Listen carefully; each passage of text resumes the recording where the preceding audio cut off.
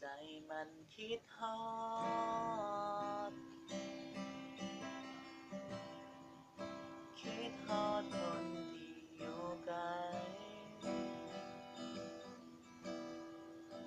ฝากลมซอยผ่านไปพักใจ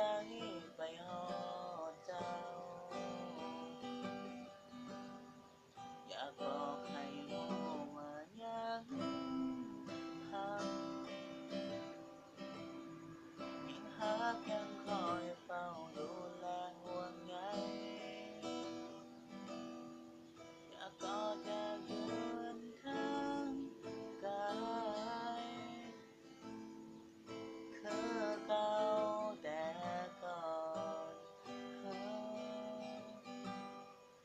ตั้งแต่เมื่อที่เลิกกันไปบ่มี